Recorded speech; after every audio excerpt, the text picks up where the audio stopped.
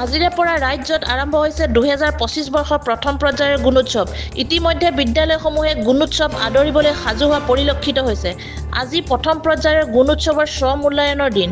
পুৱা 9 বজাৰ লগে লগে নগাঁও জিলাৰ পশ্চিম অঞ্চলৰ বিদ্যালয়সমূহত দেখা গৈছে স্ব-মূল্যায়ন অনুষ্ঠিত কৰা। উল্লেখ্য যে এইবেলি পোনপ্ৰথমবাৰৰ বাবে 2021 চনৰ প্ৰাদেশিকৃত বিদ্যালয়সমূহৰ মাজত অনুষ্ঠিত হৈছে গুণোৎসৱ। কোনো আন্তঃগাঁথনি আৰু সমসাজ অবিহনে গুণোৎসৱত অৱতীৰ্ণ হৈছে এনে বিদ্যালয়সমূহৰ ছাত্ৰ-ছাত্ৰীসকল।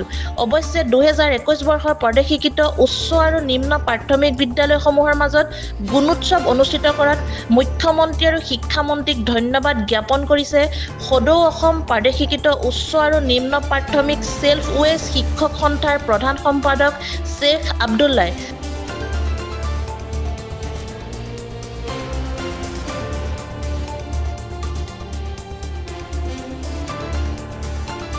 হয়, আজিৰ পৰা গুণোৎসৱৰ প্ৰথম পৰ্যায় আৰম্ভ হৈছে। আজি 6 তাৰিখ, 6 তাৰিখৰ পৰা প্ৰথম পৰ্যায় আৰম্ভ হৈছে।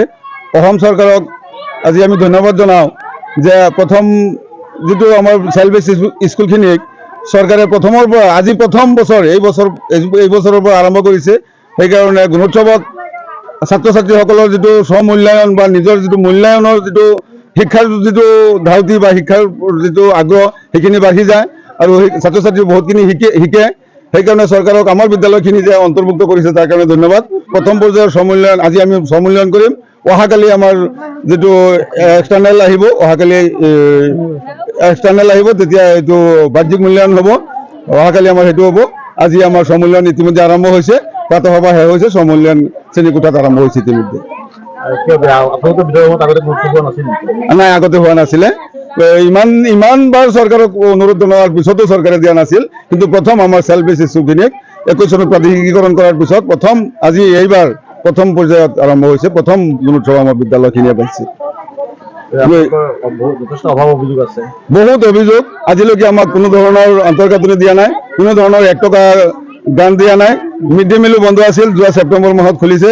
কিন্তু ছাত্ৰ ছাত্ৰীৰ ইউনিফৰ্ম, অন্যান্য কোনো গ্ৰাণ্ট চৰকাৰৰ পৰা আমি শিক্ষাৰ ক্ষেত্ৰত যিখিনি গ্ৰাণ্ট পাব লাগে, ইকো ক্ৰাফ বা স্পৰ্টছৰ বা ছাত্ৰ ছাত্ৰীৰ ইউনিফৰ্ম আজিলৈকে একোৱে পোৱা নাই। আজি এই গুণোৎসৱ আমি ৱেলকাম জনাইছোঁ আৰু চৰকাৰক অনুৰোধ জনাম যাতে এই ছাত্ৰ ছাত্ৰীৰ সুবিধাখিনি অতি সোনকালে চৰকাৰে সমাধান কৰি দিয়ে।